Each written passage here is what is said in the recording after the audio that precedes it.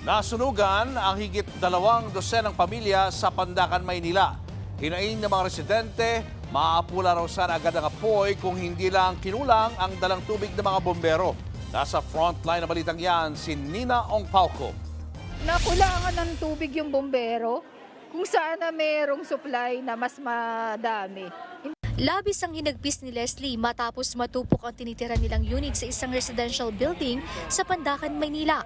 Sumiglab ang sunog sa ika-4 na palapag ng apartment building pasado 3:30 kanina.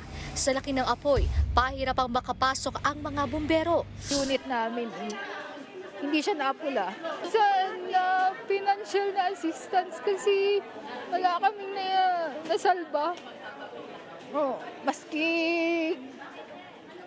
Maski alahas, wala talaga na pwede mo maiprenda, wala talaga.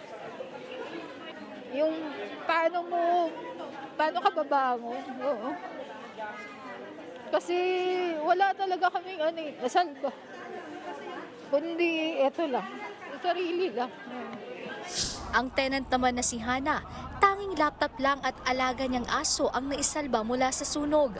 Yung kuya ko, siya yung gumising sa akin kasi siya yung nakaamoy siya ng usok. Ang nangyari, walang sumisigaw sa hallway na may sunog. Parang na-sense niya lang. Siyempre, mas mahalaga, ang importante, walang na-stock sa taas.